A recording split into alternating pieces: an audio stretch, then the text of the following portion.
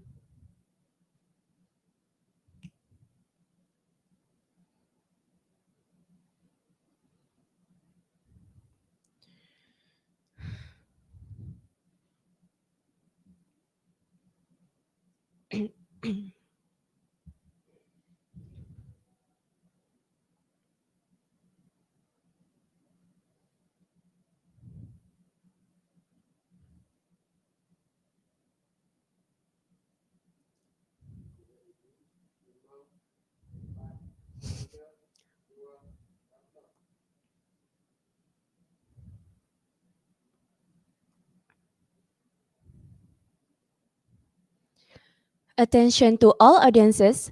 Our program is about to begin shortly. I would like to remind everyone before we begin our program today. To viewers, please give your full attention during the program. If you have any questions, please type it in the chat box and we will answer the questions during the Q&A slot at the end of the session. I hope that everyone can give their full attention to ensure that everything runs smoothly. All the cooperation is much appreciated. Thank you.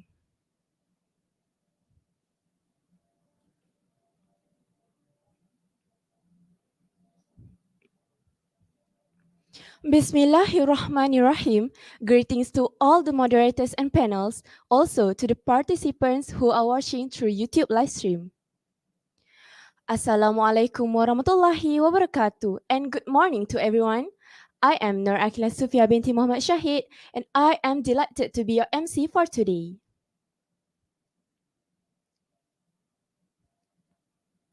On behalf of the committee members, I would like to extend a warm welcome in attending this session together with us.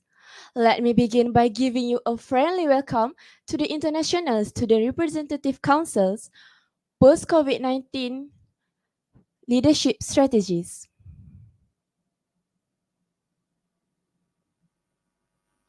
Before we get started, let me briefly introduce to you the background of this event.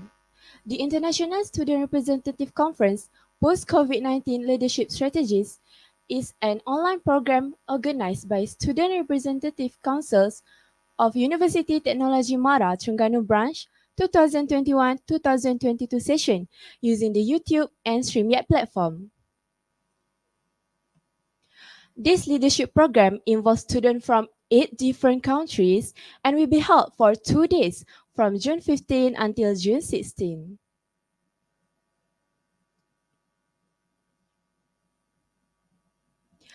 This program's goal is to motivate institution leaders to do better job with their responsibilities. Furthermore, this program can assist leaders in improving their leadership qualities in the future.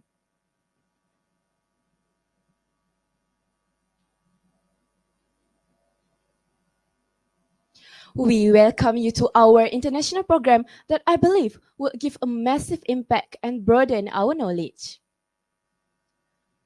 Ladies and gentlemen, we are going to start the session with the Malaysian National Anthem Negaraku and UiTM Anthem Wawasan Setiawarga UiTM. Let us sing along.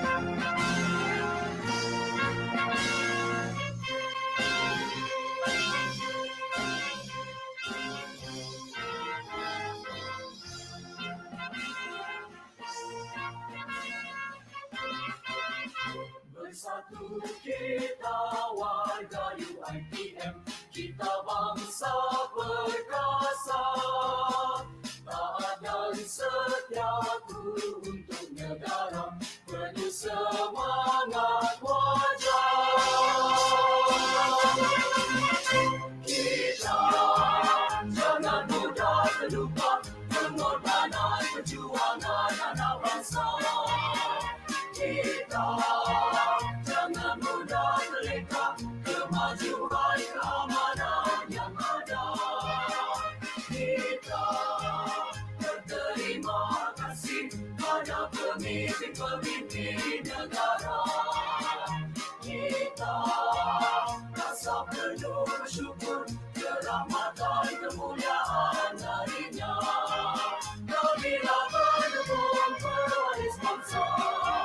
Kamilah pejalan bangsa Malaysia. Kamilah warga berwawasan untuk negaraku.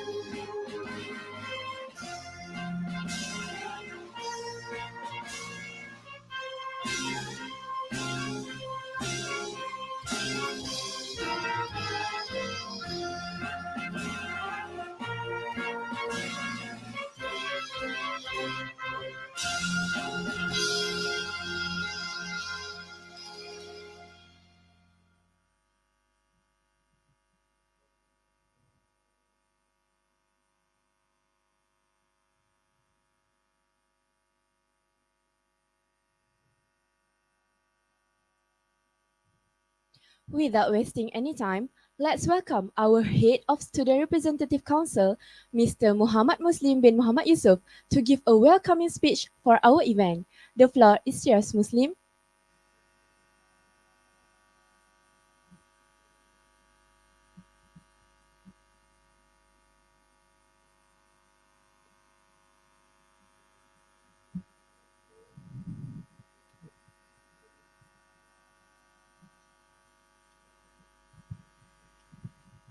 Bismil- Bismillahirrahmanirrahim. Assalamualaikum warahmatullahi wabarakatuh.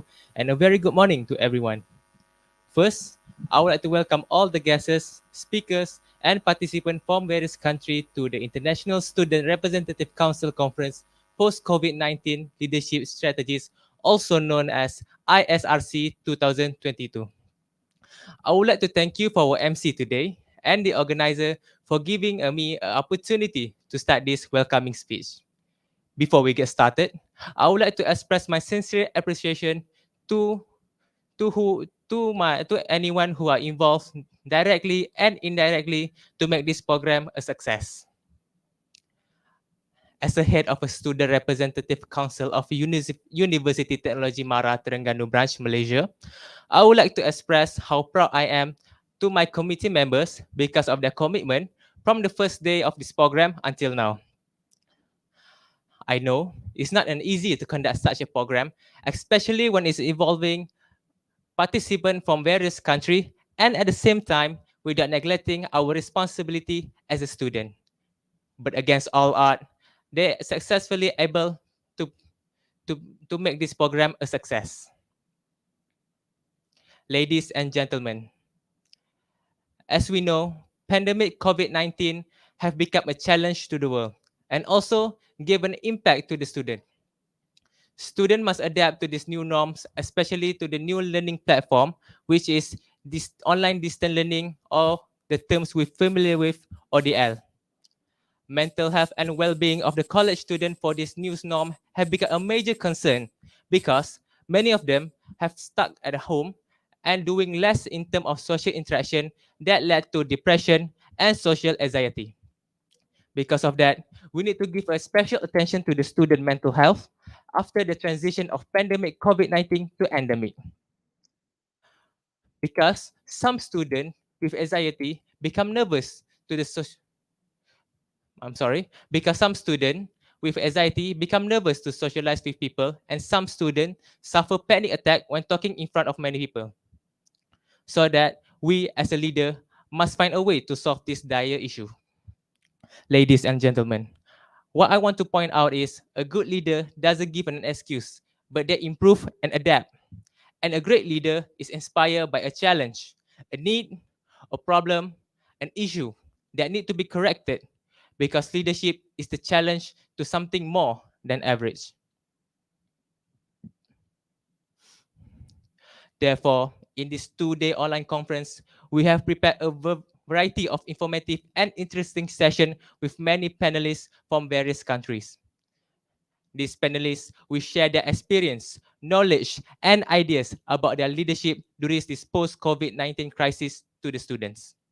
I hope that this program will inspire many leaders in every institution and could help them in improving their leadership skills and able to implement the knowledge from this conference in this COVID-19 endemic.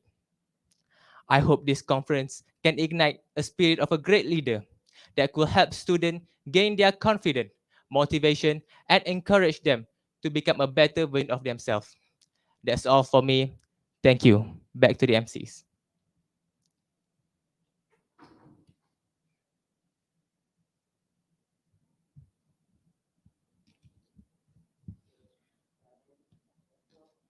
Sabar, sabar, sabar. Okay. Atas sikit, atas sikit.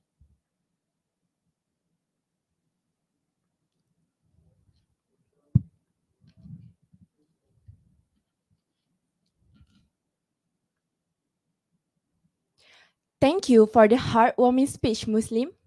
Now, let's hear the opening speech from Yang Berbahagia, Professor T.S. Dr. Mazida Putih, Rector of University Technology Mara, Terengganu Branch, Malaysia.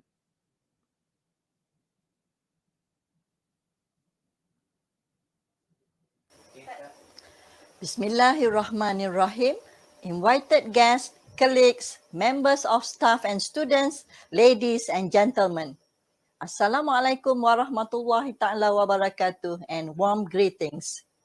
It is my pleasure to welcome you to International Students Representative Council Conference Post-COVID-19 Leadership Strategies ISRC 2022 here, albeit virtually, in UiTM Terengganu, a resort campus. How extraordinary it is to be in the midst of so many of you who share a deep interest in and affiliation with us. You are here because you are leaders and future leaders with immense knowledge, curiosity, and concern to be addressed. This conference serves the best interest not only for the academic, but also to the social aspects of your life. Take this opportunity to develop your leadership skills and to grow your professional network. It is my hope that at the end of this conference, all of us are going to gain extensively in terms of knowledge and sharing of ideas that can be positively transform our institutions as well as our society and spark creativity. This conference comes at the most opportune time as we are now transitioning into the endemic phase. After 2 years of battling the COVID-19 pandemic, we are seeing significant positive progress after the disruption of teaching and learning activities across the world. We are now on our heels for an education and industrial takeoff in the new phase. It is extremely challenging to be a student leader, but it is also the most fulfilling and giving satisfactions, especially when it benefits the others.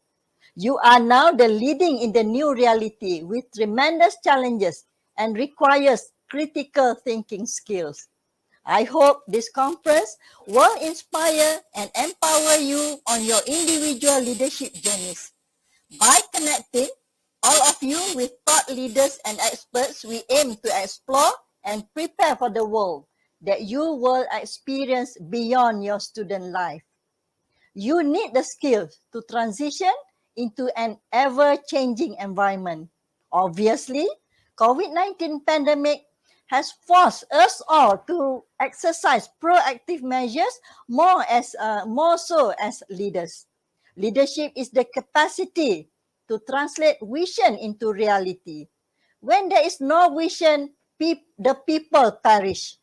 There is a well-known quotation of, if your actions inspire others to dream more, learn more, do more, and become more, you are a leader. This conference hopefully will inspire you to take on leadership roles within your institution and beyond, and cultivate a growth mindset to seek out opportunities, take risks, and to learn and adapt. As leaders and future leaders, you are expected to be curious, courageous, empathetic, adaptable, and resilient.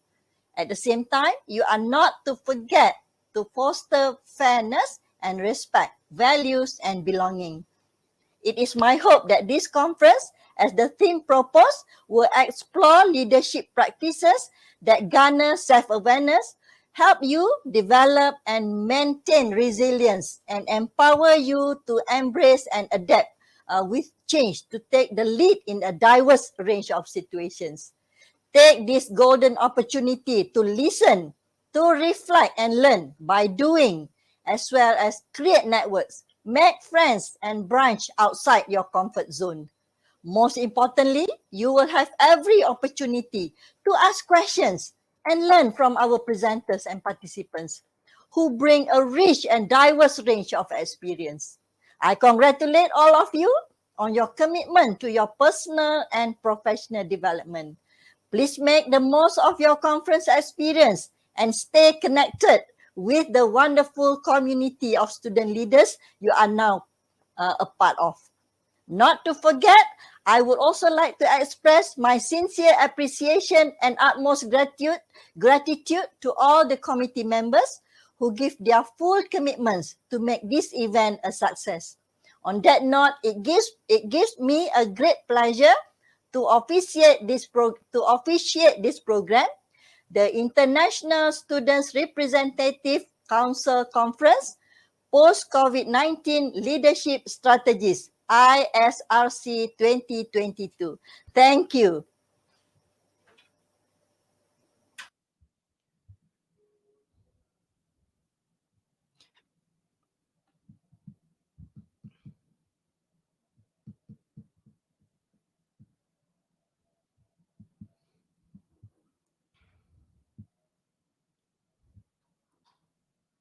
Thank you Yang Berbahagia Profesor T.S. Dr. Mazida Putih for the inspiring speech and for graciously taking the time to officiate our program today.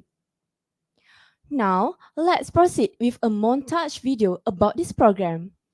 For your information, it is about motivating institution leaders to do a better job with their responsibilities. Also, this program can assist leaders in improving their leadership qualities in the future.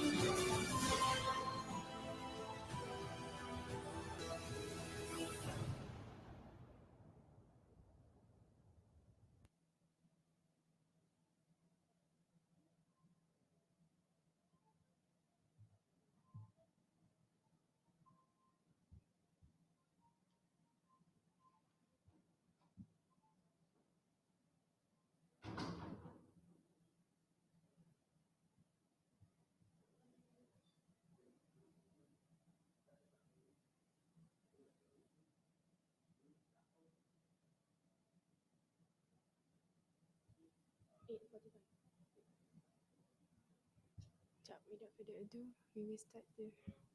Sabar.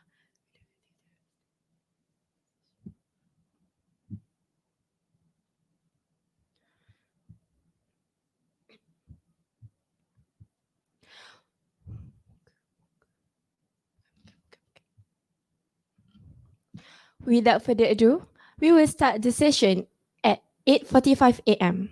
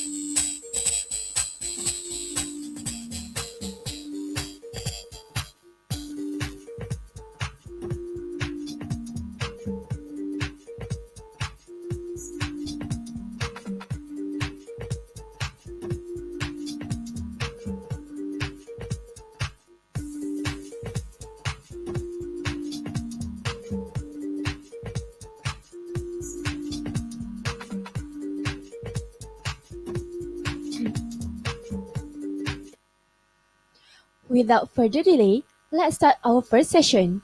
I would like to invite President of Student Representative Councils UiTM Malaysia, Rashdan bin Muhammad Hassan, as our moderator to start our first session with the topic Building Leadership Community in Organizations.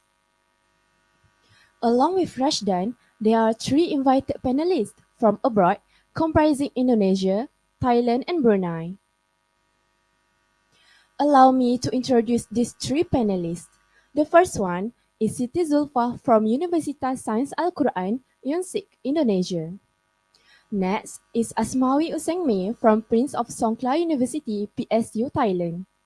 The other one is Muhammad Nur Afif bin Muhammad Asmadi from University Islam Sultan Sharif Ali, Unisa, Brunei. Ladies and gentlemen, before that, we would like to have a photography session with the speakers. All of you are required to turn on your camera for this photo session.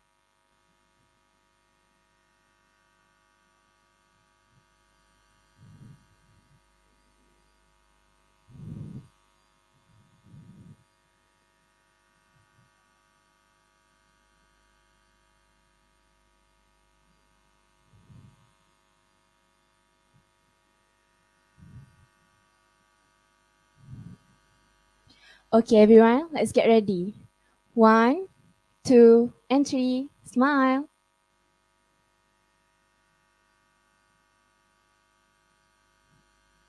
Okay, thank you everyone for the cooperation.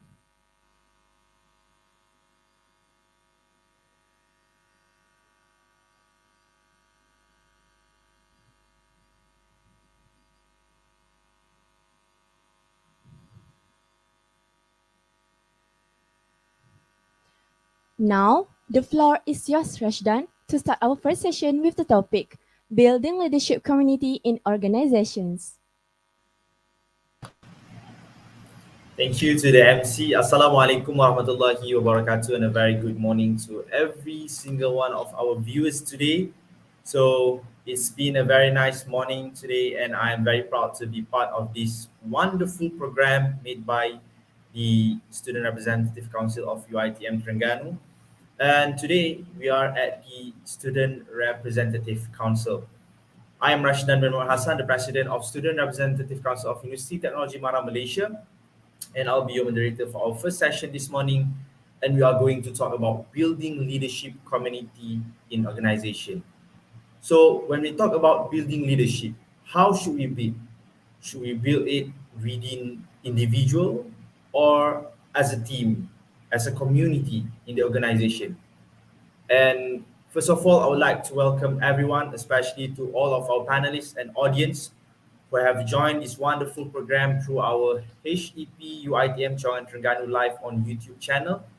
And our program for today is organized by the UITM Student Representative Council of Terengganu Branch. And to all panelists and audience, our program for today is mainly about the obstacles and challenges that we need to face in our society today.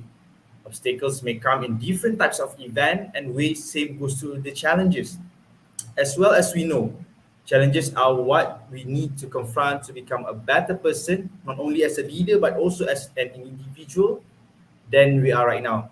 And it also helps us to actually grow better from day one to another.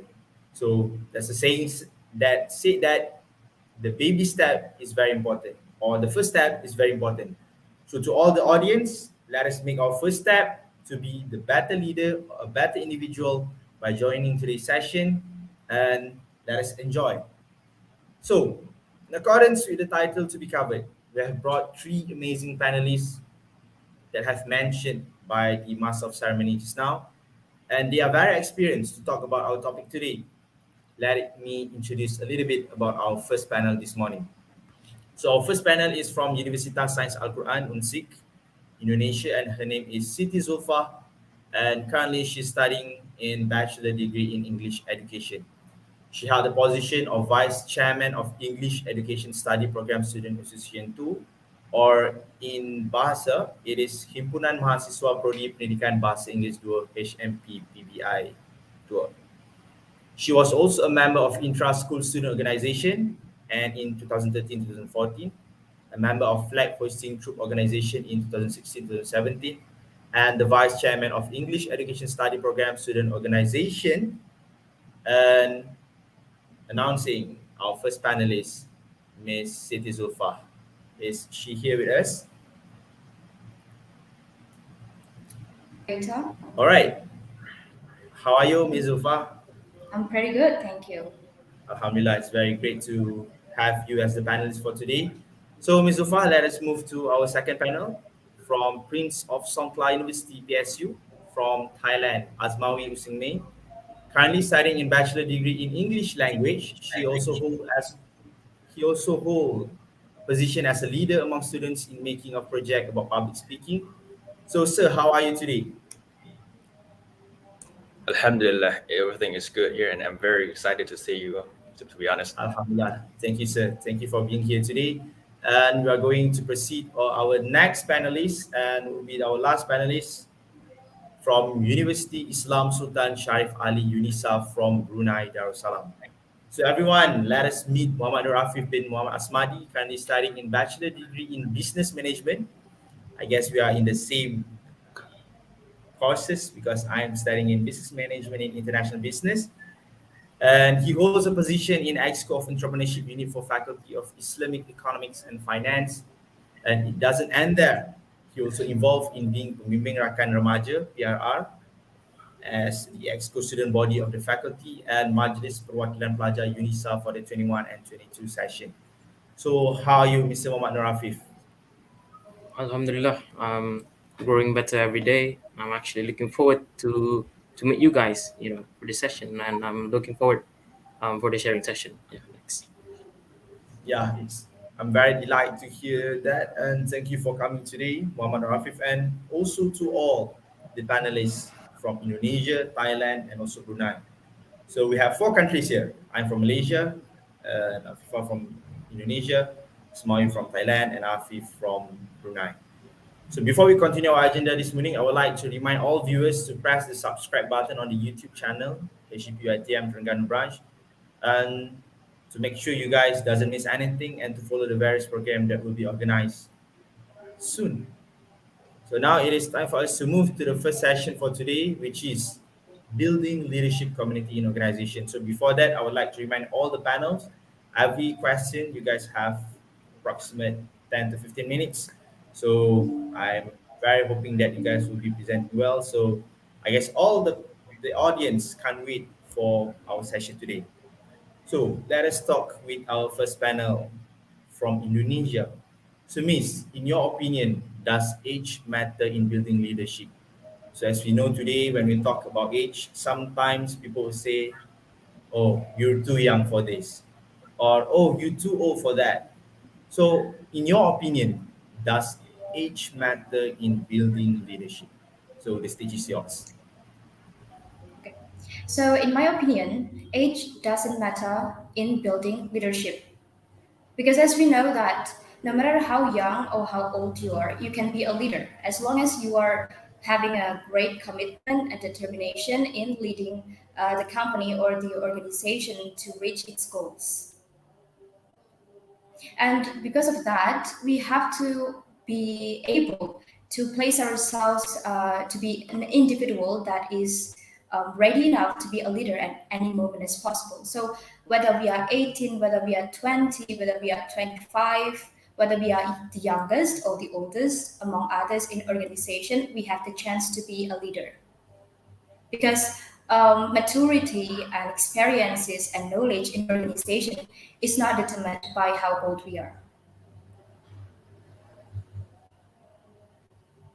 Yeah, I guess that's all my opinion about this. All right. Thank you, Ms. Zulfa, for your answers. So basically, what I can conclude from the first panel, she told us that age is just a number.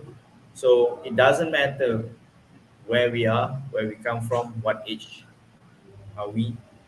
It is all about how we actually control or be the leader, either as an individual or also as a leader to a team. But to all the audience, if you feel like this is something is not related to me, you're wrong because being a leader, it's not only about leading a team, but also leading ourselves as an individual. So leading ourselves to be a successful student, or maybe leading ourselves to be a better version of ourselves, or as a children, or as a teacher, as a lecturer. Everything is about leadership, but different based on the context. So thank you very much to Ms. Zulfa for your answer. So let us move to our next panel, which is Mr. Asmawi. So, sir, why does someone need to have to be a leader? Because there are so many templates when we talk about to become a leader. So, in your opinion, Mr. Asmawi, what Okay, does so someone need to have? all right, so thank you very much for a question from moderators, right? So before I answer you guys about what qualifications or what does someone needs to be a good leader, right? So let me give you a bit explanation about leadership. So, leadership is the ability of an individual or a group of individuals to influence and guide followers or other member of or an organization. Yes, and leadership involves making sound and sometimes difficult decisions, creating and articulating a clear vision, achieving goals, and providing followers with the knowledge and tools necessary to achieve those goals. Right. And according to the speech, or according to the information from Mudaha Gusau about the qualities of a good leader in Islam. Yes, Islam is the only authentic revealed religion of the world, does not leave this issue unturned for the upliftment of human culture and society. It clearly discusses about the idea, concept, and nature of leadership. Islam gives detailed principle, guideline, and direction in this context. Precondition and required quality of leadership also described here with great sincerity. This sermon is an attempt to make people aware about the concept Islamic leadership. The prerequisite of a good leader are also discussed here, right?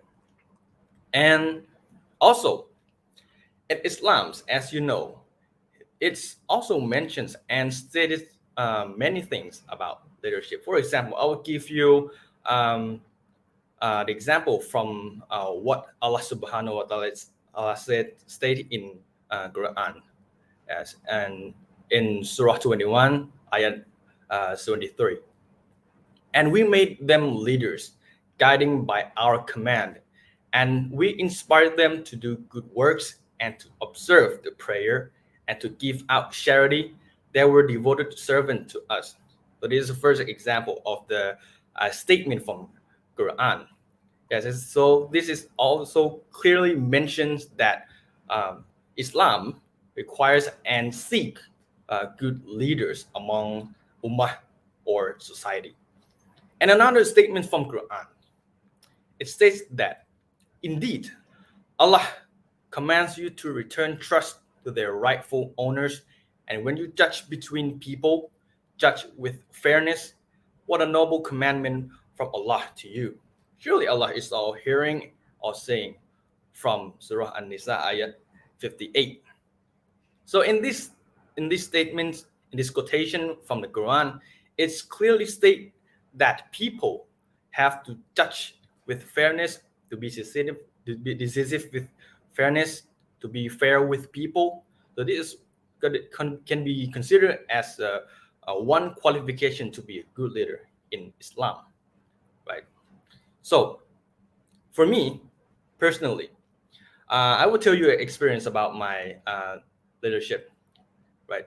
So, as you know, as the moderator has introduced me about my leadership experience in public speaking class, one thing I normally do when I am in a public speaking class with the lecturers and students, um, one thing I have to be like to deliberate, to focus is responsibility. you have to listen to the lecture, you have to collect every details, and then notice everything to the students. You have to collect, you do like you are an informant, you are to give assignments to all the students to ensure everybody understand in the right way, right? So I can say that the first one is the statement for Quran. It's state that one thing you should have so that you could be a good leader is fairness, being decisiveness with fairness. You have to be fair, you have to make everything, you have to conclude, you have to involve you with justice, right? And the second one is responsibility. If you lack responsibility, how comes you could be a perfect leader in the future? Because responsibility comes from everything. If you have a good responsibility, you are responsible of everything. I ensure that everything afterwards will come in good hands, right? So this is the examples of qualifications to be a good leader. Thank you, moderator, and thank you, audiences.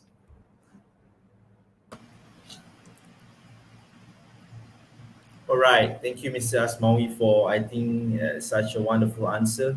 And I would like to conclude about what have been said by our members of panel from Thailand, Mr. Asmawi. You talk about how a leader should establish goals, and for me, it is very important. And I do believe this is one of the key moments for every leaders that we need to establish our goals so that in the future people will actually believe that we can lead. And when we talk about leadership, our panel also mentioned about involved in justice and responsible. So I would like to quote a hadith from our Prophet Muhammad sallallahu alaihi wasallam. He told us that, or he stated that the people or the leaders responsible for the people that lead in his hadith, he said that every one of you is a guardian and answerable with regret to his trust. So it is very related to what have been said by Mr. Asmawi or Sir Asmawi just now when he mentioned about a leader should have involved in justice, in being responsible for whatever they have. So in Islam, our Prophet have been told us thousands of years before. So to all the leaders today, don't forget to actually be responsible to whatever we have been doing, and we should be the best leader and the best version of us. And I would agree with what have been told by Mr. Asmawi. So let us move to our third panel, which is Mr. Muhammad Nur Afif. Um, Maybe you have your own thoughts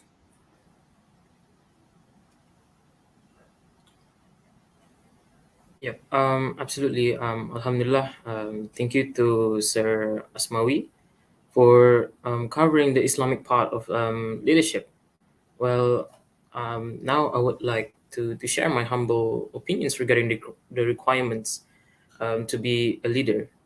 To add on what was being stated earlier by Sir Asmawi, firstly, that someone need to have a gentle self-reminder, okay, that they need to be self-prepared emotionally and mentally, since they will be seen as the role model, okay, to others.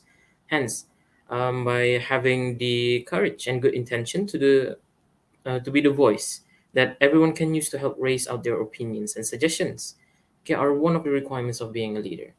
So, furthermore, the leaders now need to realize that we can't misuse the responsibility that we're given, okay, by the authorities. Hence, lastly, not to forget that we all, okay, all of us should appreciate and love ourselves, and treat us with lovely compliments such as, I believe I did a great job and I'm proud to see how much I've grown. In other words, love yourself. Thank you. Uh, that's all from me, actually. All right.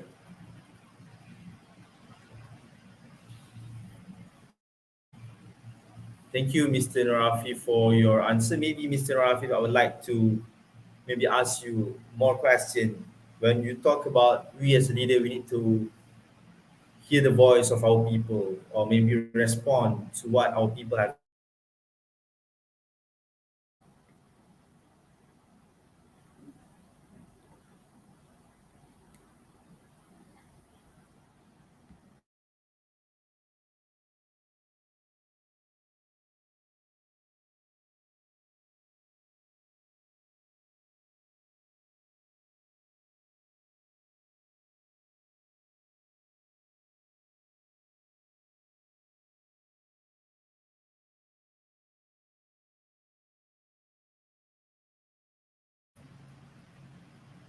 Sorry, am I audible to you, everyone?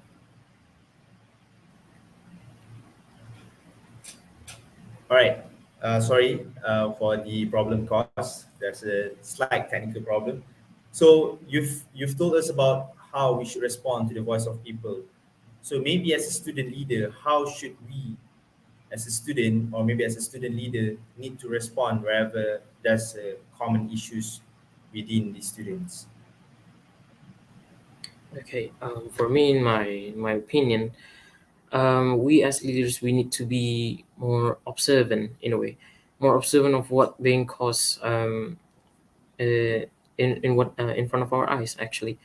It's like when there's a problem, we need to observe, then like see what's the problem, and from there we can always use our critical thinking to to provide a solution, and also for being the voice of other students. Like there are times or there's someone that needs people like us to raise their opinions as they're unfortunately afraid of being judged by people's opinions and feedbacks. So from there, it will always cause lose of self confidence and make your self worth low, you know, on that level actually.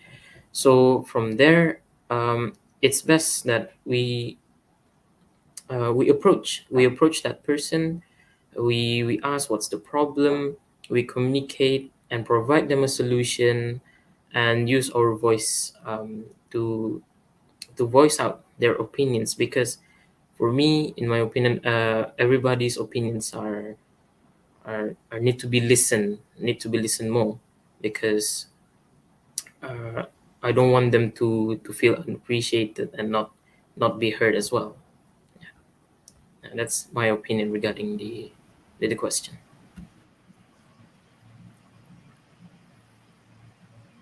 All right, thank you, Mr. Narafif. So what I conclude is we should be observant, and so we should also have to be a critical thinking leader, because we want every single of the students or every single one of the people under the leadership of us to actually appreciate or have the sense of belongings toward the society. So as we can see today, like how a great countries is based on how their people working towards the vision of the country. So I do believe the four countries here today, Malaysia, Indonesia, Thailand, and Brunei, we all have great people, great leaders. So to all the young leaders, let's not stop. Let us continue the leadership model and be the best leaders, not only in our region but also in the world.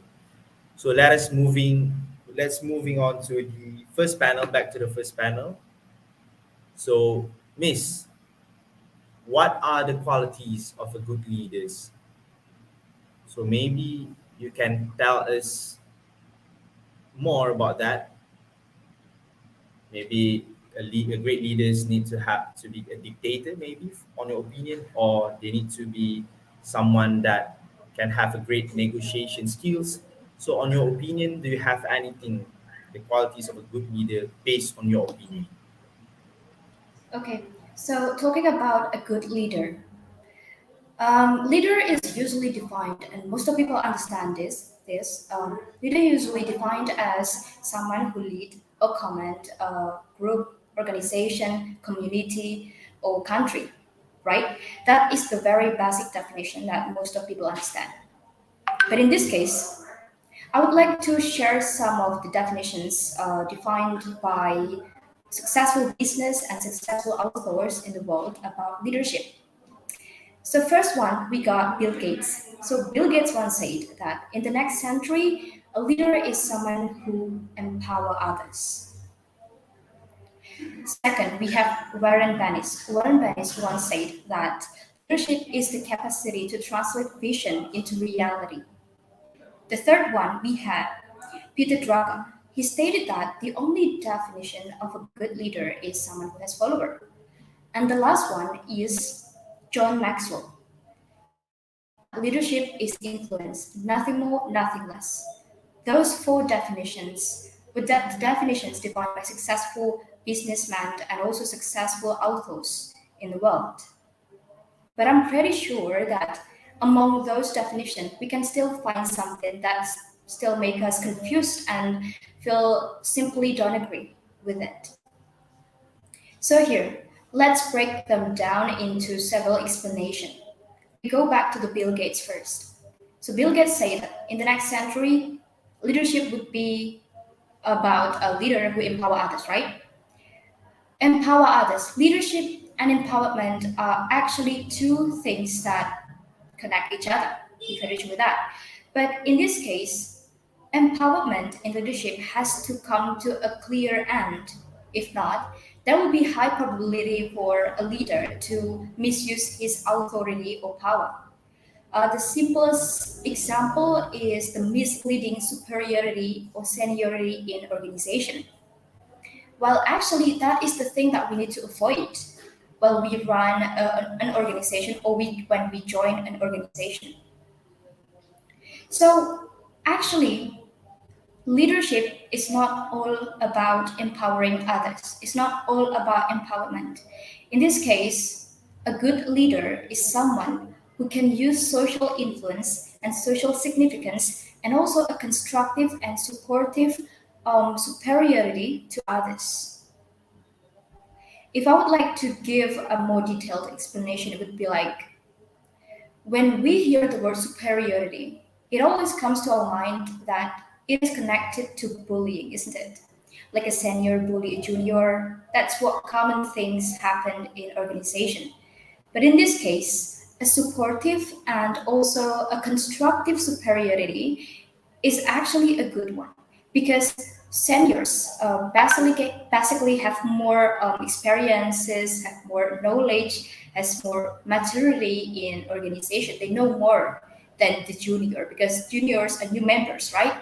So a constructive seniority is used by seniors to guide, to help, and to support the juniors in doing their jobs, in doing their duty in organization. And apart from that, a good leader is someone who are able to use social influence and to prioritize social significance of others. So it is not just about me being a leader, then I just think about myself. A leader should think about others too, should think about the organization and also the member and also the program and also the objective of the organization. The second one is Warren Bennis. He said that leadership is the capacity to translate vision into reality. It's a good one, actually. But we have to make sure that in leadership, we need to have a targeted goals and objectivity.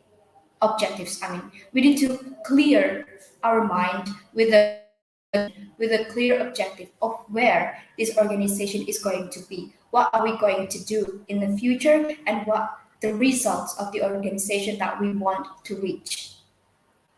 The third one is Peter Drucker. He stated that the only definition of a leader is someone who has followers. Of course, a leader has followers. If not, he's not a leader. But if we define a leader, a good leader, a qualified leader by only having followers, then it is quite narrow. Because today's, as we all know, that even if not a leader, someone can have followers. For example, like celebrity or influencers. Celebrity and influencers do have followers, even more than a leader could possibly have. They have millions of them. But does that make those celebrity and influencer a leader? Of course not. So we cannot define a leader, a good leader, as only having followers. In this case, a good leader is someone who can lead, who can manage, and who can direct everyone to work together. Not only he is leading, he is directing, but also he asks everyone to come together to work together with him. So both member of the organization and also leader of the organization, they work collaboratively to reach the goals of their organization. That is a good leader. And then, according to John Maxwell, leadership is influence, nothing more, nothing less. Yes, I did mention about social influence beforehand. I did mention about social influence, that a good leader must have social influence and significance. But as again, an influence without targeted goals is nothing. So, in conclusion, a good leader. So, in conclusion, in accordance with leadership, I would say that a good leader is someone who is not just leading, but someone who can motivate, someone who can inspire, encourage, someone who can direct, guide, as well as share positive impacts to others. Second, a good leader is someone who can use his authority properly and as wise as possible, not creating any misleading superiority, seniority, or misleading power towards his students. Oh, no, I'm sorry, towards his members of the organization. And third, a good leader is someone who can work collaboratively with his members, not just because I'm a leader, I am above them. No, but a leader is someone who can be in the middle or among the members.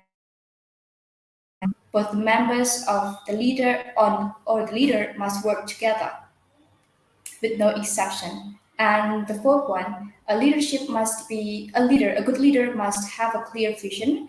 A good leader must and also a precise, objective target organization, which will be reached together with others. A leader should have a and social. That's it. Yeah, I guess those are the quality of a good leader.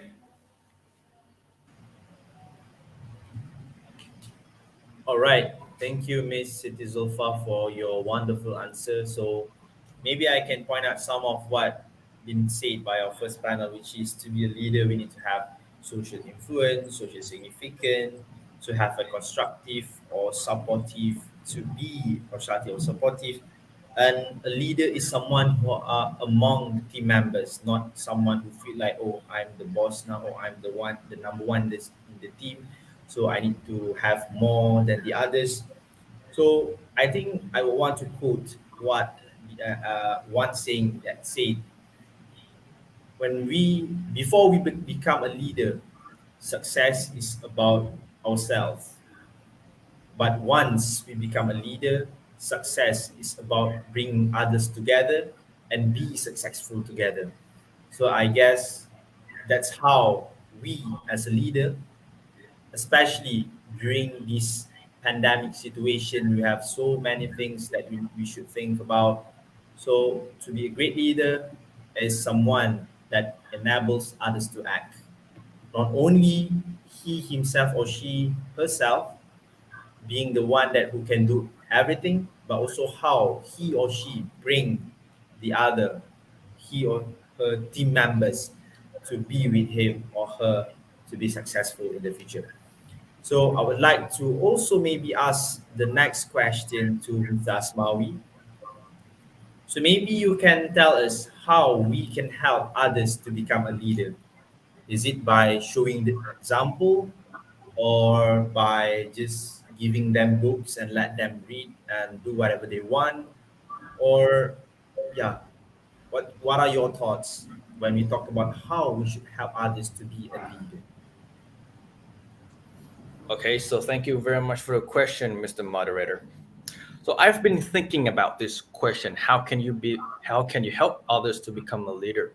So my first opinion is, um, let's just take a look at the the parts of organization. So as you understand, in the organization, we have at least a leader and followers, right?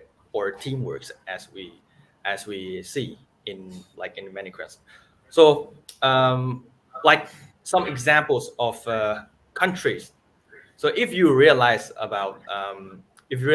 think about Muslim countries or Muslim sovereign states, like in Middle East region, like in Saudi Arabia, we have king like King Salman as the king and the prime minister of Saudi Arabia, or we have Mohammed bin Salman as Al Abdul Aziz Al Saud as a deputy prime minister of Saudi Arabia, or we have Mohammed bin Zayed Al Nahyan as the president of United Arab Emirates, or we also have royal families in Brunei Darussalam.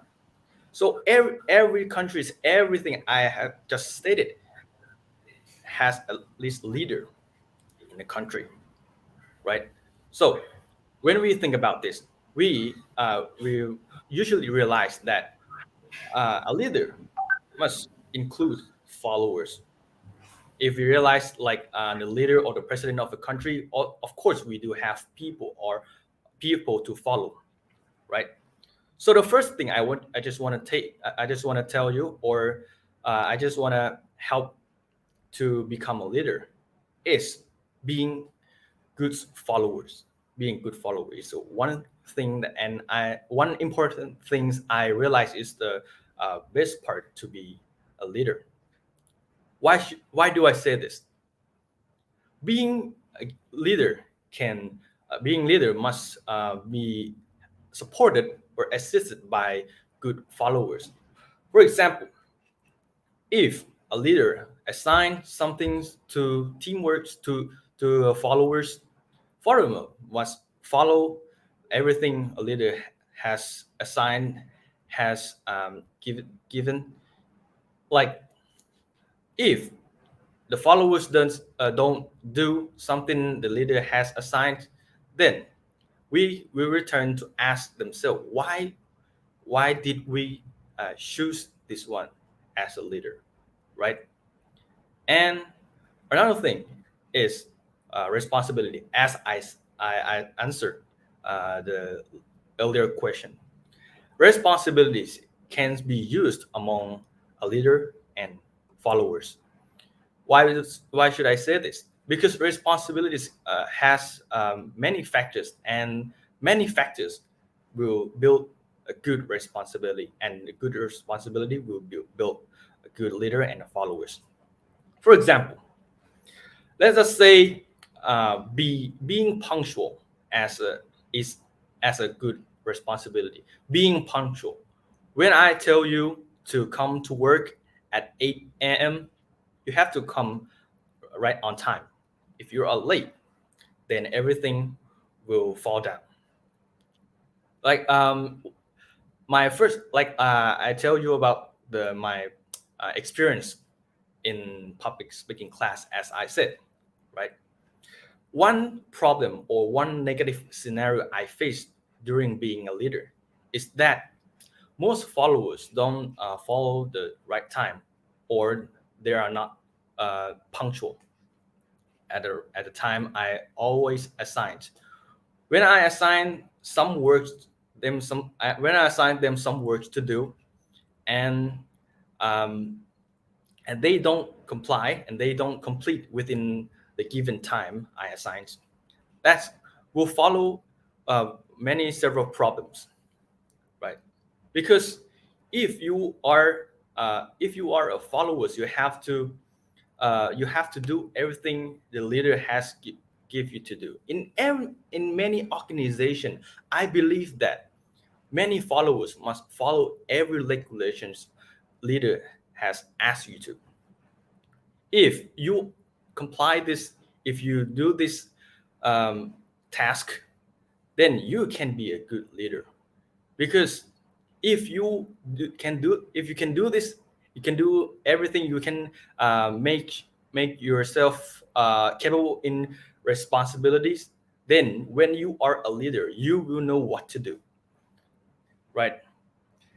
And also, I just uh, sorry. And the second one is education. Sometimes when I am a leader, I have to educate, I have to lecture, sorry, I have to teach them, for them to lecture how to be a good leader. I can give you some options, I can give you some examples, like teach them how to maintain good attitudes toward organizations. Because if you have these qualities, then you can also be a good leader, because you know some experiences, right? Because in Islam, education is something important in our ummah, because like education can help you many things. Even you will help you gather some experiences, help you gather some lessons for you to uh, gain yourself in some situation, in some practicality, right? So these are, so in conclusion, um, being punctual or being punctual is one part of a responsibility to be a good leader, and you can help people by um, give give them some education to be punctual, right?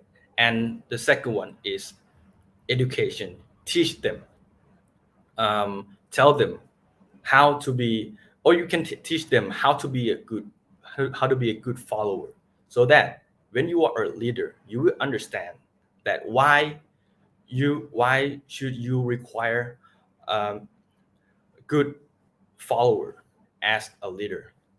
Thank you very much.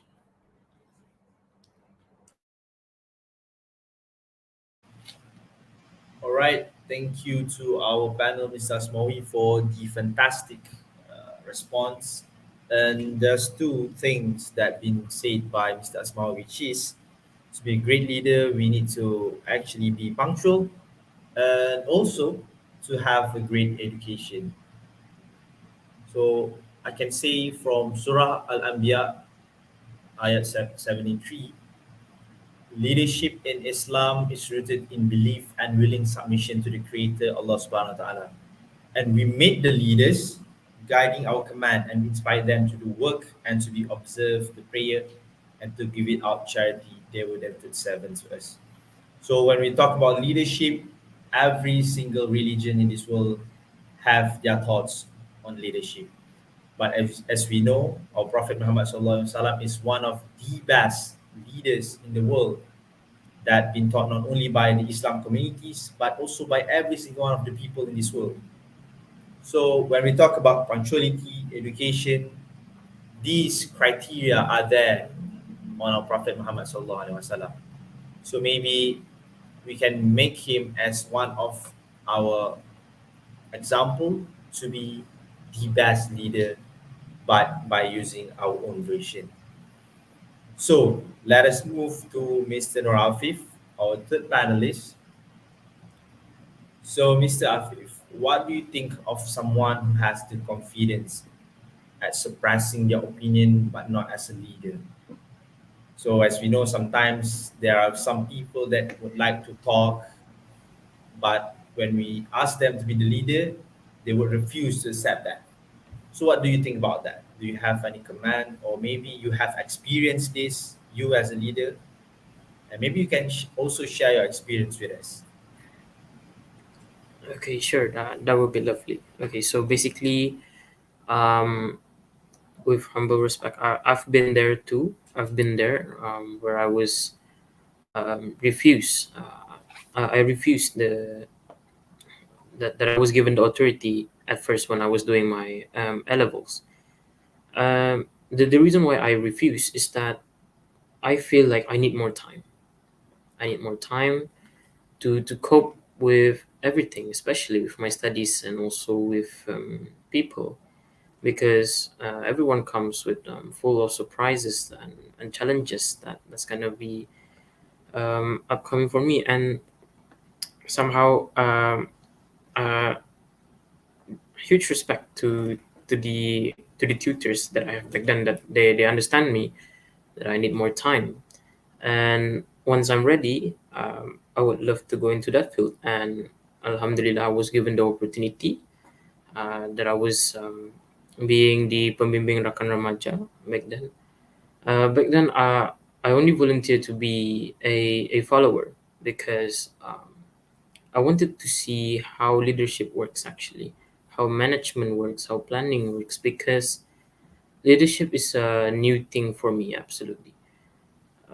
So being a follower, there's always lots of different leaders with different leadership styles that they're using. Some of them are using autocratic leadership style, democratic, as well as transformational leadership style. So from there, um, I could learn. I could learn from the challenges that have been covered by them as well as me, the follower, and somehow um, I also feel like, or that there's a need um, for me to raise my own voice as well as a follower, because there are some leaders that maybe um, they they're trying to understand us, that they're trying to help us raising our opinions as well, but somehow maybe they have a different approach. Yeah, in my opinion, I will consider myself back then as an indirect leader, where well, I can actually uh, not so leading, but yeah, I can actually lead somehow. But I would rather give my opinions to gain feedbacks, in order to gain new knowledge, as well as growing into a better person first, which could also help me to be a potential leader in the near future.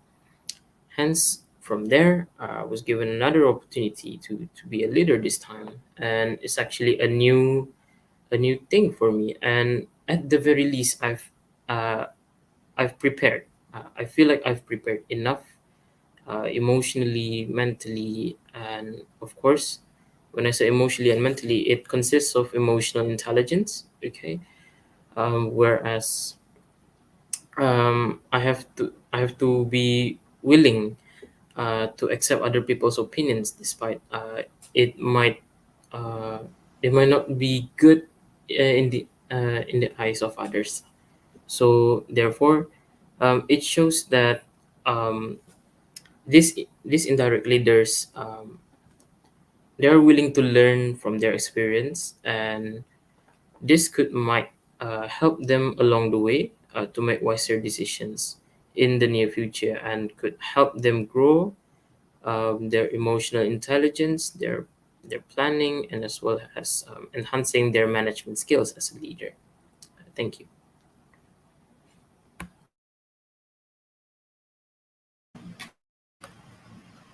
All right, thank you, Mr. Rafi, for your answer. So, Mr. Rafi told us about how a great leaders need to have this emotion intelligence and also the management skills. And I would agree with that because being a leader is not how we manage the others, but also how we manage ourselves to maybe not be too emotional or to suddenly do things that are out of the borders of the organization.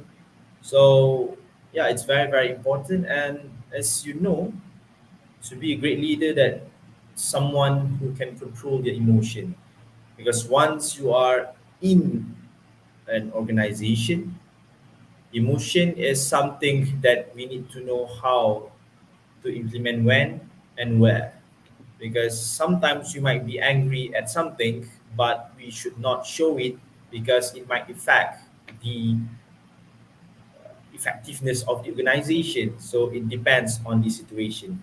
So the next question I might ask to all the three panels, to Ms. Zulfa, Ms. Ismawi, and also Mr. Nur Afif.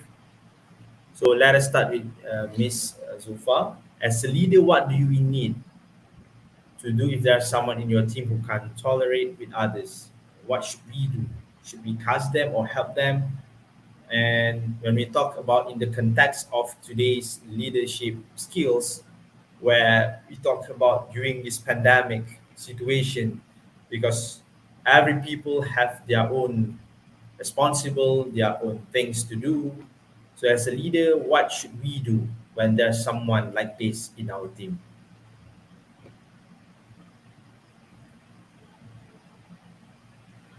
Maybe, yeah, Thank you so much Mustafa. for asking. That's a very good question. So the question is, how if there is one member or two members in an organization who are intolerant? Is that right? Okay. Yes, correct. Okay. So as a leader, we have the biggest role to guide them. For example, I'm a leader, I have this role, I have this power, I have this responsibility to guide all of my members in organization. And this guidance is not just all about the work, it's not all about the project. It is also about how we put ourselves in organization. It deals with personality, it deals with our character, it deals with what we behave, how we behave to other people in organization is very important, since we always prioritize the term of unity, the term of respect. If we find some members are not respectful and intolerate to other members, perhaps there were bullying or something, that they feel they are bigger, that they feel they are higher than those people, and that they feel that those people are quite different from them. That's why they discriminate them and be intolerant to them. We have to tell them that this is not right. This is not right. This is not something that's supposed to be occurred in organization, in healthy organization, in a good organization. We have to avoid that. I need to direct them. I need to direct them that all of us have equal opportunity. All of us have equal rights in organization to express what we want, express to deliver what we want to deliver, and to do what we want to do, as long as it is good for the goodness and for the sake of the organization. So the first thing I would like to do is to remind them, is to remind them uh, the primary purpose, and then the value that we bring in our organization. For example, if we bring the value, if we bring the value of tolerance, if we bring the value of unity, we have to remind them again the value and what it is actually about, so that those members would not going to forget about it again, and they know what they have to do instead of just being intolerant to other people. The second one, if they're being stubborn, then I just have to direct them together. I'm asking everyone in the organization, we have to come together, we have to discuss something very vital here. We have to discuss something significant here, that we find this case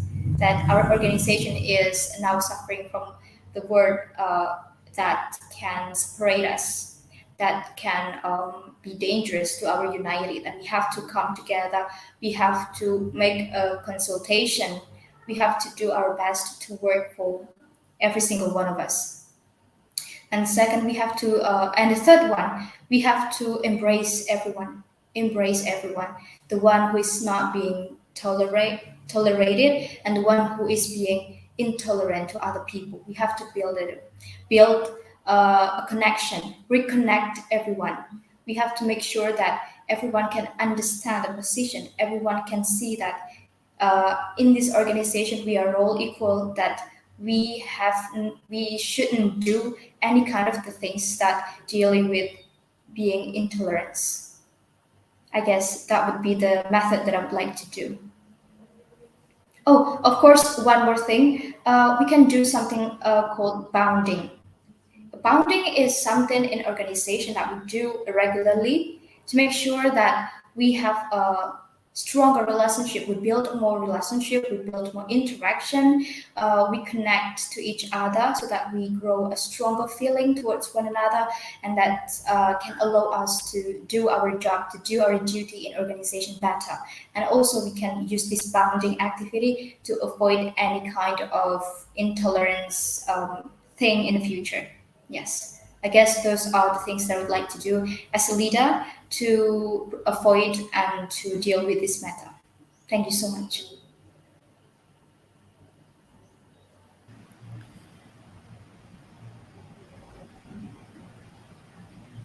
All right.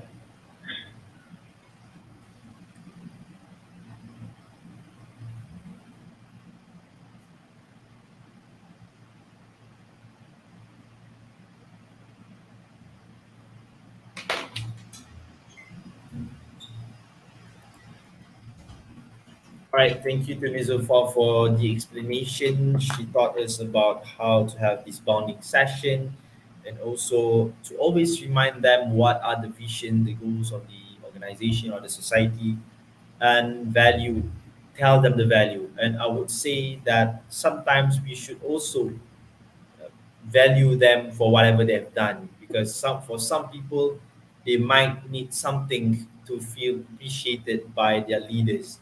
So maybe we as a leaders we should also tell our people or our team members that okay, you have done something, I'm really proud of you, let us get more, let us score more, let us be more than this. So I think that's one of the example of how we should actually deal with this kind of people. So I would also ask the same question to Mr. Asmawi. Same question, so as a leader, what do we need to do if there's someone in our team who can tolerate? What should we do? Or maybe how should we deal with them instead of maybe talking to them? Is there any other ways for us to actually make them feel appreciated and will actually be with the team always? Okay. Thank you very much for your question, Mr. Moderator. Okay, so in this question, I realized about one thing. Okay, the same thing from public speaking class when I was in the last semester, right? Let me tell you a story. When I attend this public speaking class, the lecturer assigned the class assigned the class to do one thing, which was the project. That was a public speaking project, or in our class, we call them we called it teen talk. That was a speaking public speaking class, but back then we hold it online, so we will never see the audiences face to face, like because that moment was during the post the COVID-19 pandemic. So everything we heard was online. Um, before we start the event, before we started the event, we are assigned to do some several plans. The lecturer assigned us to assign us to plan everything about the project. We had to do a banner. We had to make an announcement. We had to make a video. We have to make the content creations and such, uh, and so on. Yeah. So, and in the same way, lecturer assigned me as a leader of this project. So I have to arrange for everything, every single thing in the project. So the first thing I did was assigning all the students in class into different sections. For example, I assigned one student, one of my friends, to be uh, a treasurer, to collect some a budget for making stuff, right? And I assigned several groups of students to be coordinator. They will have to their job was to communicate every single sections in the project. Right? I said was around five. I can, if I was mistaken, about 6 or 5 members, and we have MCs. We have content creators group. and so on. I assign these groups for the project.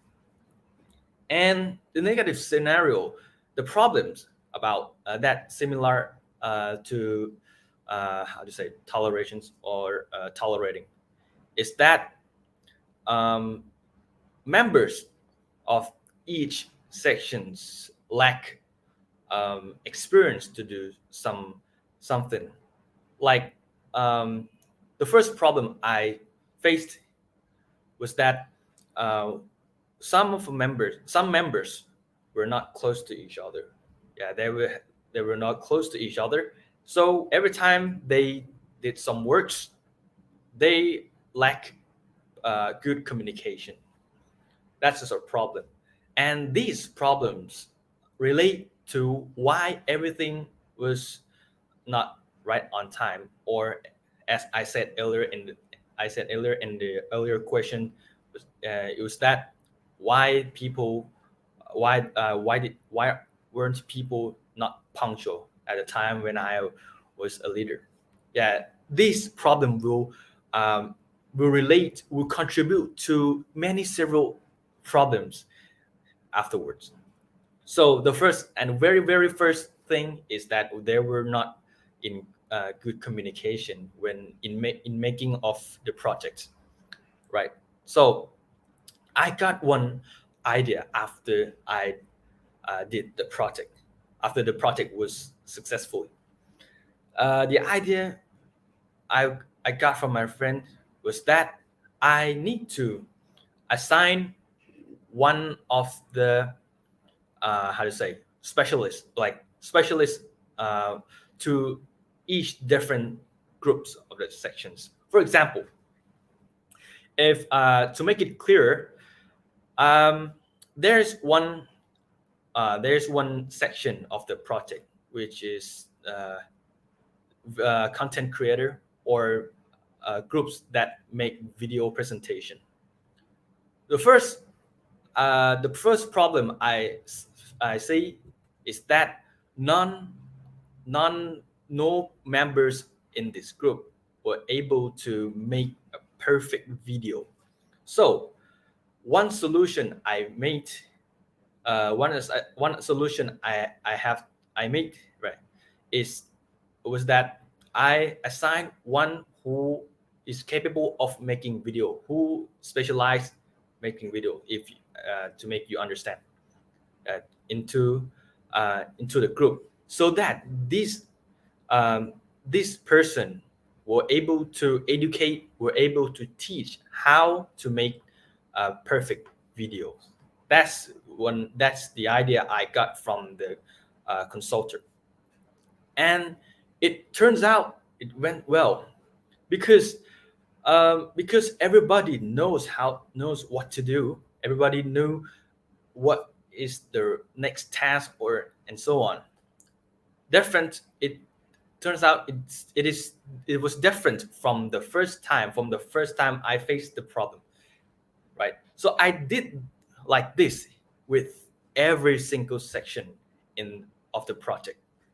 So it turns out that the solution, the outcomes was that people know how to work, people know how to cooperate, and everything was well cooperated. And it turns out the project went out successfully and happily among the others.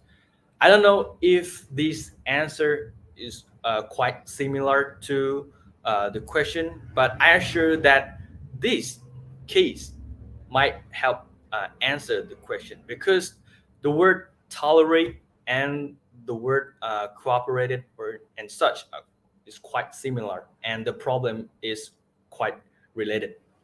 Yeah. So this is in conclusion, to make people get in touch or cooperated among the organization, you have to assign person to one or two or three persons to the group, to make people get in touch, to make people gather rendezvous like that, and I assure this problem will be solved.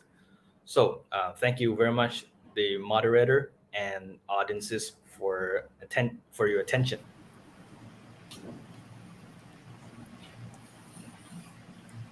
All right, such a very great response from Mr. Asmawi. So let us move to our last panel, Mr. Nurafif. So, what are your thoughts on the question that I've been asked to the first two panelists?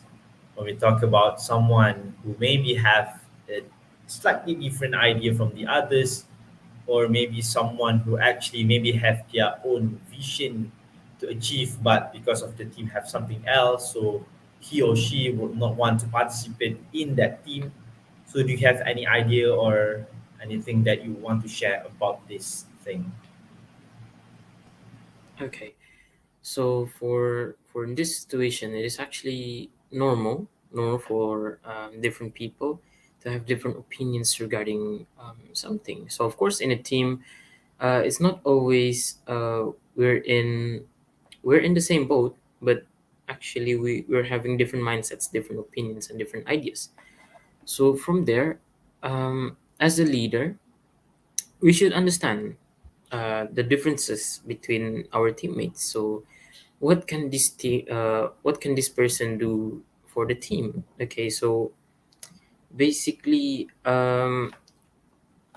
once we know that what is their specialty, we can always assign them to the job that they are able to do and could be better in.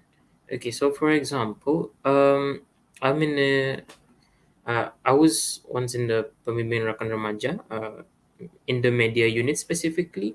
So in my team, we have to do the posters, the video editings, the handling the Instagram account. So basically, we're a group of five with different specialties, and so from there, I could observe their specialization in what they can do. So uh, I what I do is that I assign them with what they can do with their specialty, and so from there, I would monitor their progress, because from there I could see that, oh, this person can do this and this person can do this. So from there, it helps me to do the job rotation. So once this person can do can do this job perfectly, then I would rotate them with the others. So because my goal is to but by doing the job rotation is to reduce the boredom as well as increasing and enhancing the specializations. Yet however, some of my teammates might not agree with what I had in mind, because they thought that maybe job rotation is not for them, because they're very comfortable with doing the same thing over and over again because they're already good at it. And they're still in the comfort zone. But what I'm trying to do here is to make them being a better person, which is to get out from their comfort zone and try something new. Because for me, a leader should have a multitasking skill, as I believe that multitasking skill and specialization in many fields are one of the powerful weapons that a leader could use. So from here, uh, once there, we need to know, like, why their opinions like that, like I said earlier, and we should discuss with them if they're not comfortable discussing in the entire group. So it's better to do one-on-one face-to-face session, as maybe they thought that their opinions might be heard very carefully and not being judged. So from there, what I can do is that it's normal to be different, and it is okay to be different. Yet however, uh, we have to be in the same pathway because we are achieving the same objectives and goals. So if there's any arguments or uh, any they're not any things that they didn't like during the discussion. So what we can do is that me and that person have to deal with the problem together. Okay, because I'm not we're not trying to argue with our teammates, but we're trying to communicate and discuss together and solve the problem together, so that we get into the same pathway and achieve the objective that we want as a team. So for me, I would always remind them remind them what is their intention to be leader, and what is their purpose to be a leader, and what are to remind them the objective to be a leader. So for me, I would rather say, oh, it is okay to let me know the opinions. Yet however, maybe we should try to improve ourselves by doing this and that. So we have to use the soft approach. And from here, we also have to be mentally ready, absolutely, emotional intelligence, as um, discussion with our teammates is actually very vital. And if if we do not have a great emotional intelligence as a leader, this could help them feeling demotivated and feeling redundant, which could affect the quality of the team itself, because there's always you and I in the team. That there's no me in the team. It's not just me, but it's always you and I and the others. So from there, by understanding their opinions and hearing their thoughts, and this could motivate them to be better. So what I can do is to guide them and appreciate their efforts by saying that, oh, you're doing good, uh, you're doing a great job, and maybe we can always improve every day. um, and this could help us making a good connection, and we could communicate better, as well as building a better team in the near future to achieve the goals that we want to achieve. So from there, um, that's all for me. Thank you, Mr. Moderator, for the question.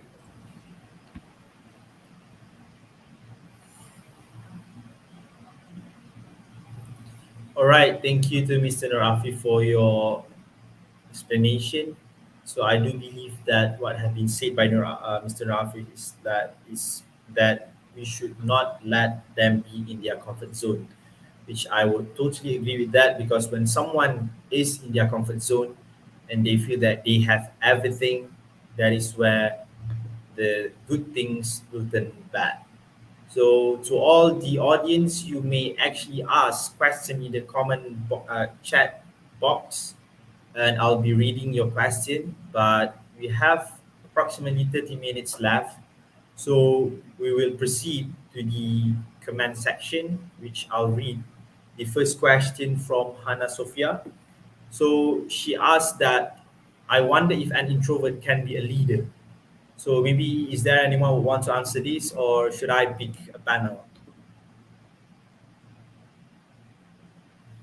Maybe Zulfa or Asmawi or Afif or Could I ask this question? Could I answer yes, this question? I'm sorry. yes. Go ahead. Okay, so it's a very good question, basically. For Hannah Sophia, thank you for asking. So the question is, I wonder if an introvert can be a leader. Okay. So here is the thing, and here is the fun fact about leader. Leadership doesn't discriminate people from their personality. So leadership has nothing to do with personal traits. So if someone say that we are introverted people, like we can't be a leader. Introverted people like us can't be a leader. Look over that. He is an extrovert. He is easygoing. He is talkative. He is more appropriate to be a leader. Just if you hear that kind of statement, don't bother yourself, because that perspective is not appropriate. That's Because a leader can be from any kind of personality, like whether you are an introvert, whether you are an extrovert, whether you are an ambivert. You can be a leader as long as you are trustworthy in carrying out the burden, in carrying out the duty as a leader in your organization. So if you feel like you're not confident enough, just remind this that leadership has nothing to do with personal traits. Remember, this one statement is very vital and is very important, but it has such a strong influence in you, in your confidence, in your determination. Leadership has nothing to do with personal trait. It has nothing to do with personality. So whether you are a silent person, whether you are a person that loves to be alone, as long as you can position yourself, as long as you can place yourself as a good leader, as a qualified leader who is responsible, is people oriented, no matter what personality you have, you can be a leader. I guess leadership is flexible. Leadership has many kind of styles, and it just doesn't restrict us from being a leader. Yeah. I guess that's all for the answer for Hannah Sophia.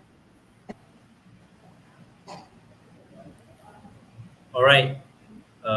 Thank you to Miss Hannah Sophia for your question. So basically, I can conclude that when we become a leader, we should be flexible, and it is something true because when we meet an extrovert person, we need to know how to handle with them. When we meet someone like introvert, how we should handle with them. And yeah, it's correct. Anyone can be a leader. It's just how we place ourselves in the community. So thank you, Ms. Zulfa, for the well explained question. Sorry, answer. So next, we are moving to the question from Wan Ahmad at-Tirmizi. So, does someone with no experience in management and directing can be a leader by learning through a certain syllabus theoretically? So, maybe Mr. Asmawi, you have any ideas on this? Okay, so I will be. It's going to be my turn to answer this question asked by one Ahmed Al Dimrizi. Okay, so that's someone with no experience in management and directing can be a leader by learning through a certain syllabus theoretically. So I think this question, when I look at this question, I realize after some answers I has told, I have said earlier. So by the meaning of learning through a certain syllabus theoretically, sorry. Um, in my opinion, of course, you are able to learn to studies uh, about management and directing as a leader because there are so many platforms, there are so many sources to learn, right? So if the theoretical syllabus I might about this might realize about uh, first thing is Islamic theory about leadership. Yeah, so because in Islam it indicates a lot, even it indicates a lot about leadership, even in Quran, even in Hadith, that you require tafsir, especially in Quran. That you will know what qualifications, what to guide, and what to manage among the followers, uh, among the teams in the organization.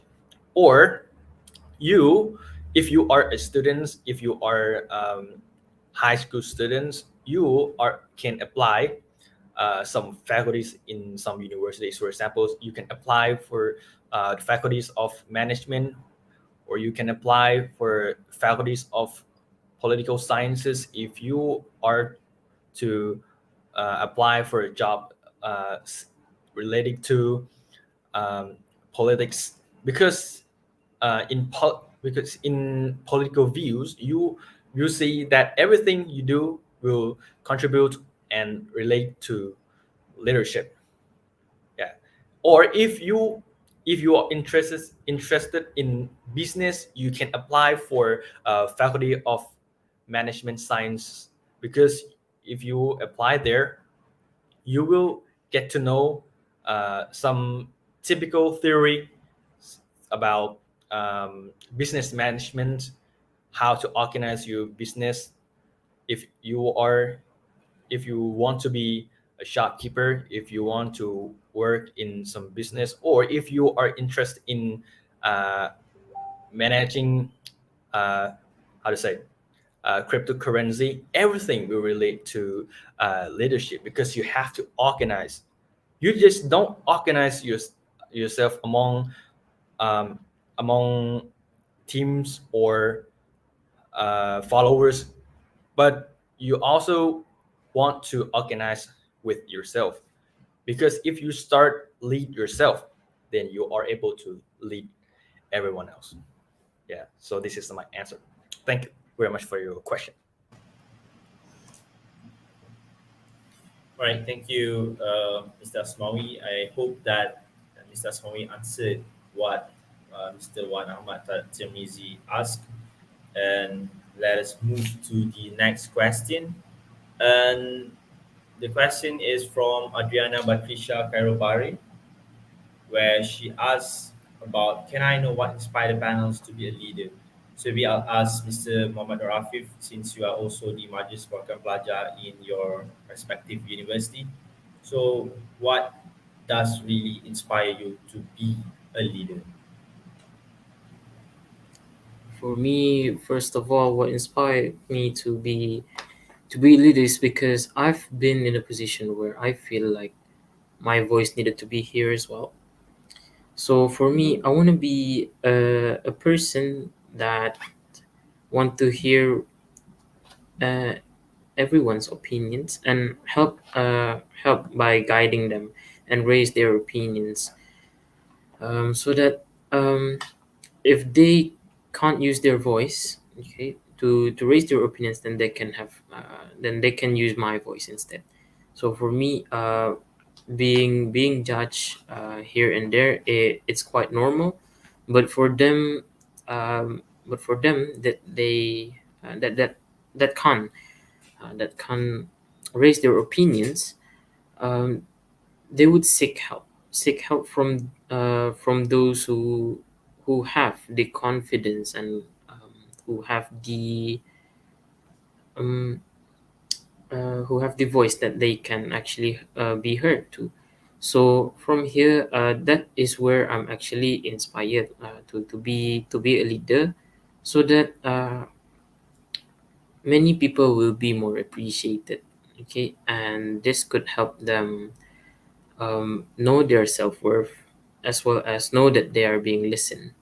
So for me, uh, that is what makes me inspired to be a leader, as well as want to be a better person than who I was yesterday, and I would learn new things as I grow each day.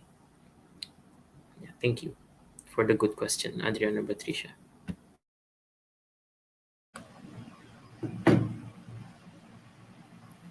Thank you, Mr. Rafif. Something that when we do believe that we can do something. I think that is one of the biggest why we be a leader. So thank you, Ms. Adriana, for the question and Mr. Rafi for the answer. So let us go through to the next question, also from Ms. Adriana Patricia. So maybe I'll ask this question to Ms. Zufar, since you have mentioned about the bonding session and everything. So how to create the bonding with the people? Is there any other ways instead of just by doing activities together, or do you have done something else in your university? So you may share with us.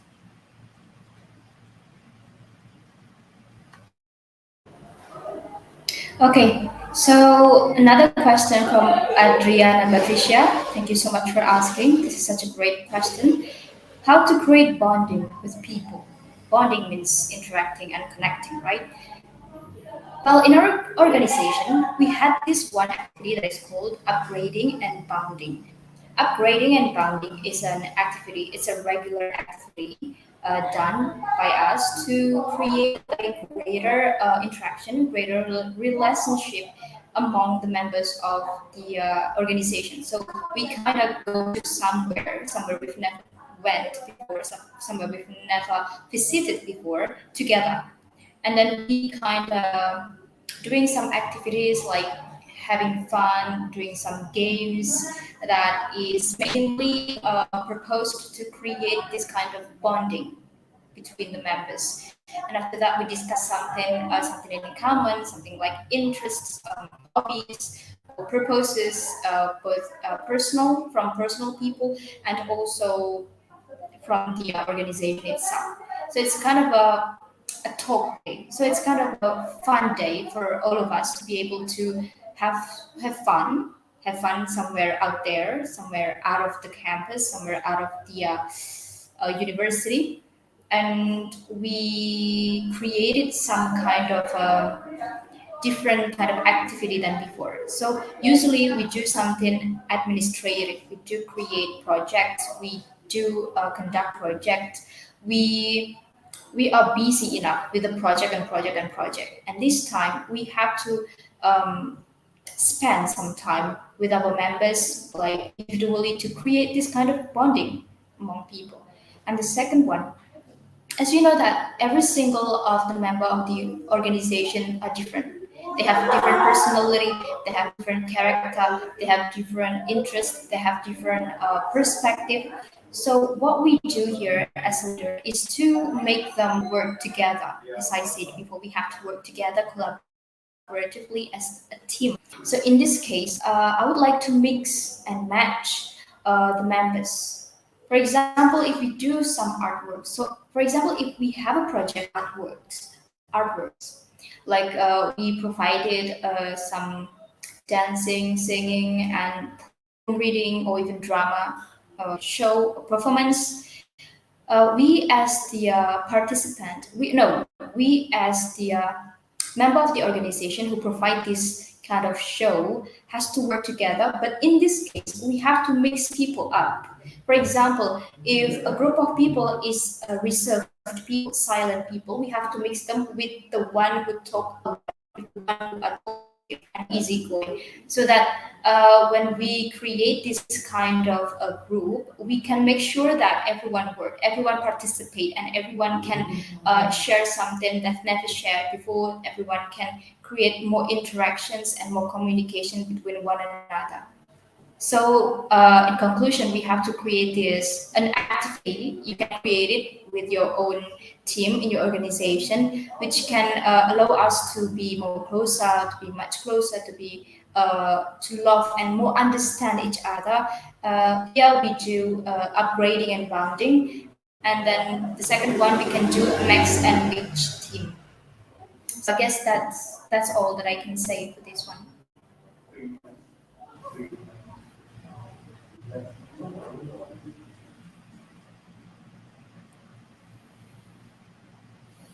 All right, thank you, Ms. Zulfa, for the experience that you have been sharing with us.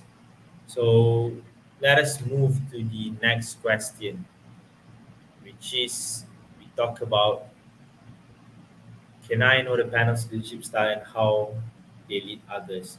So maybe this question in a short time, Mr. Asmawi, Sir Asmawi, do you have any ideas on what types of leadership style do you would prefer, and how do you actually implement it in your organization? Okay, thank you, Mr. Moderator, and thank you, Miss Adriana Bastri. Yeah, Khairul Bahrain. I'm sorry if I was mistaken of your name pronunciation. Okay, can I know the panel's leadership style and how they lead other? So, personally, my leadership style is quite, how to say, it's quite free and not too complicated because as experience of being a leader, I often listen to everyone's opinions. I think this action is quite similar to everyone who is a leader in their organization, because of course leadership style will include uh, listening to opinions, right? Because sometimes when you are into some meeting, yeah, into some conference, you often listen to some opinions, to some feedbacks from the followers, from the teams. Yes, and yes, it's just like it's quite similar to democracies or something. But yeah, for me, it's about justice, right? Because I ever talk about this to one of my close friends, and about like leadership in Islam, like in Sharia law. Because in Sharia, we also listen to some opinions. We also like, because we contribute to justice, right? We say and we also listen. We have mouth and we also have ears. To we have mouth to speak. We have ears, 2 ears to listen. And then if I am, if I occur some problem, if I like it, or is this and this and this, so maybe I can collect some feedbacks from opinions and to adapt at some points. And and the next minor question is how they lead other, or how I lead other. How I lead other um, is to be a good example. Yeah, I think it's quite basic for being a leader. To be a good example is one thing for you guys to create reputation among followers. Yeah, to create trust, to create reliability among followers, among the society, right? Because like as I said about being punctual, if you want the followers to be punctual in many works, in many events, you have to act like one. You have to be punctual as well. Or right, for example, if you assign this event to be at 8 a.m., so you have to be like to be there first, and then the followers will come and see you. Oh, this guy is very punctual at the time, right? And also responsibility. You have to act like one. You have to act like you can do everything you said to them, you assigned to them, and then you and so you can lead the other, right? So in conclusion, my leadership style is that I like to listen to opinions from everyone, from every followers. I like to listen to some feedbacks, what what I should fix, what I should improve, and what is good, what is bad, or something. And to lead people, being a good example is one of a perfect qualification, so that you can maintain your leadership experience afterward. Thank you very much, Mr. Moderator, again, and Miss Ariana Bastria Khairun Bahrain, for a pleasant question. And I hope my answer will got into you. Right. Thank you. All right, thank you, Mr. Asmawi, for your wonderful answer. So I do believe you actually answered the question asked by Miss Adriana. So maybe we should go to maybe one more question from Mr. Nur Afif, asked by Mr. Yusuf. And if we are unfortunately in our comfort zone, how to change it a better zone for ourselves? So maybe do you have any ideas on this thing? So the stage is yours. Okay. Thank you, Mr. Yusuf, for the question. Yeah. So, if we're still in our comfort zone, so yes, we do feel comfortable every single time when we're in the comfort zone. So, we sometimes I do believe that we have to realize that we can't just stay at the same place, and we can't just stay at the same comfort zone. Like why should we limit ourselves to one comfort zone when we can make more comfort zones?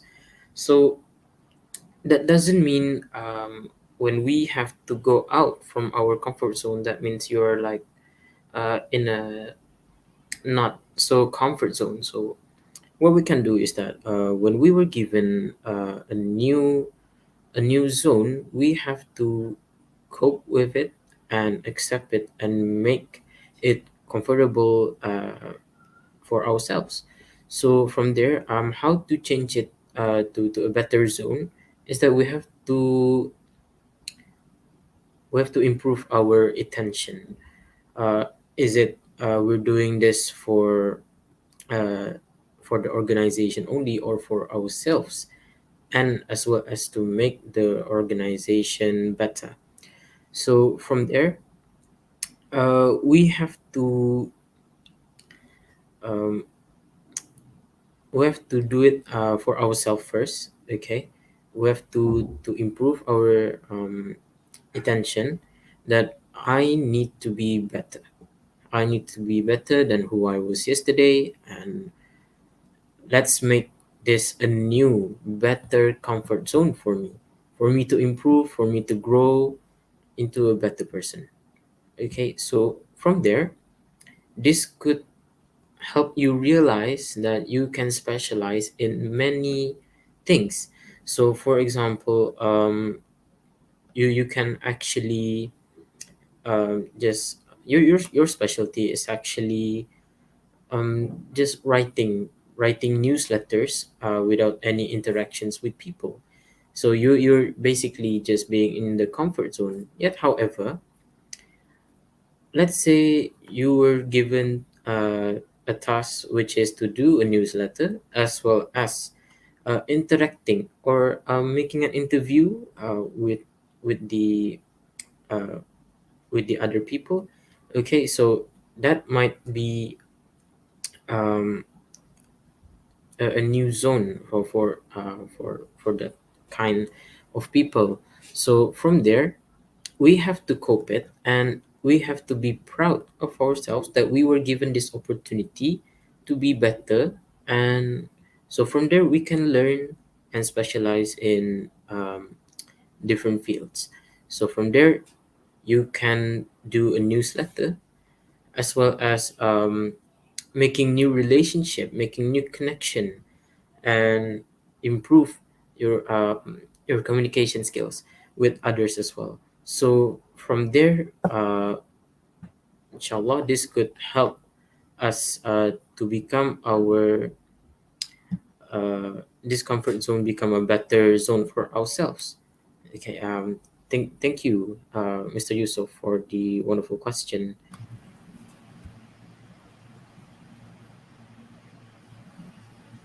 All right, thank you, Mr. Rafi, for your wonderful explanation. So, with that, I guess we will actually go to our last session before we end our session today. So, which is to conclude the first session today, we've talked about post COVID-19 leadership strategies. So, maybe Miss Siti Zofa, do you have any thoughts or maybe some one or two words from you? Just in maybe in a short word, in a short while. Do you have anything? Okay, would you like to repeat your question because it's a bit noisy here? All right. My question is, do you have anything to wrap up our session today? Maybe last words from you in a short, in a minute.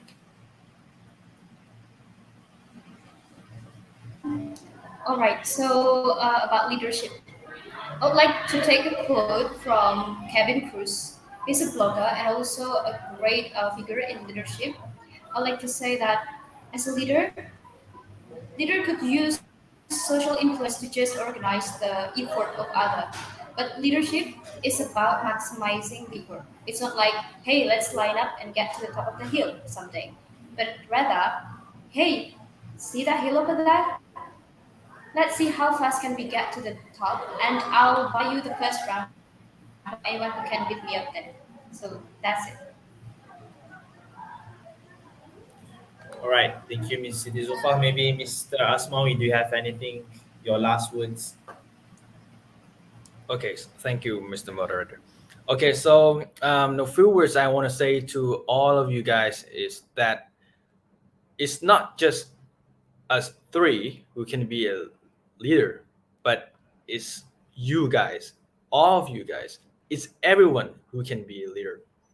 Whether you are like introvert, an introverted person, or you are an extroverted person. I would like to pick some of the quotation from the uh, commander. I don't know. I don't know that. I'm not sure of his name, but I remember one of quotation from this commander of an U.S. Navy SEALs. He said that being a leader or to be like to be responsible of everything, you should start from making your bed. If you are common, if you know, if you ever heard this quotation, you might know who he is, because you know it is true that if you make your bed in the morning, you wake up in the morning, you respond. It means you are responsible of many tasks, many objectives, many daily routines in your life. And if you are responsible of these basic things, then you are able to lead the others. Because you know what, I often remind you of responsibilities. Responsibilities is one factor to be qualified as a good leader, because if you are responsible of everything, every every how to say, every risky, every good deeds after being a leader will come after you, right? And also try to practice your responsibility as the first basic thing, and you will be a leader. Because you know, being a leader also came from the one who practically do something better and better every day, and so on.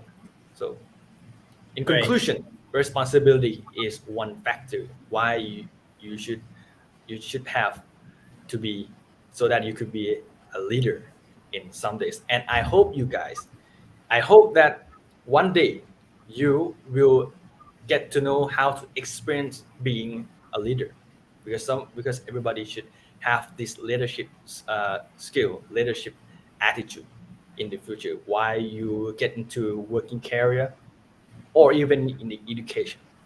Thank you very much. Right, thank you, Mr. Asmawi, for your explanation. Maybe last words from Mr. Nur Afif in a short while. Okay, for me, leadership is something that we will usually encounter everywhere we go as we grow every day. So for me, it's okay to be different. It's okay to be yourself, because what makes you different is because of your differences in the way you lead, the way you lead yourself and the way you lead others. So your differences is what makes you unique, and is what gonna make you be a better person every single day. And you will of course be proud of yourself for being different than others. Okay, Yeah. that's all from me. Thank you, Thank you, Mr. Mr. Nur Moderator. Afif. Again, on behalf of the organizing committee, I would like to actually extend our gratitude to Ms. Siti Zulfa, Mr. Asmawi, and Mr. Nur Afif.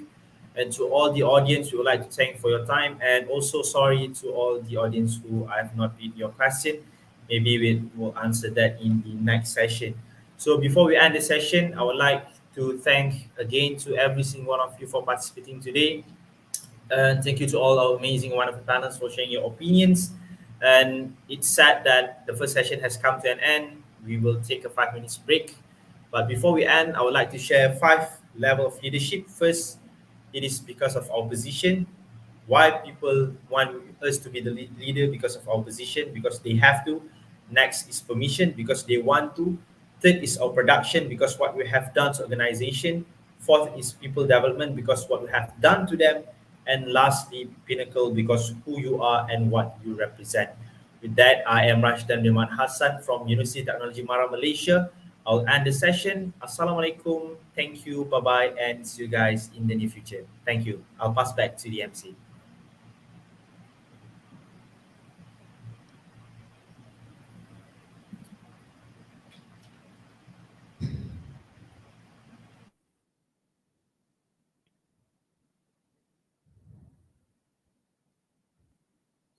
Thank you to the moderator and the three panelists for the beneficial knowledge that you have imparted. I am sure everyone in attendance has been given the insights on building good leadership in organizations. Attention to all audiences, you are required to fill out the Google form, send in Telegram and the YouTube chat box to obtain a certificate of appreciation.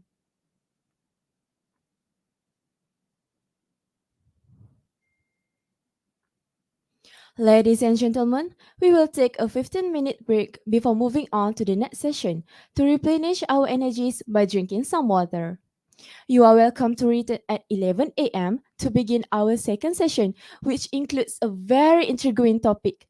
Thank you.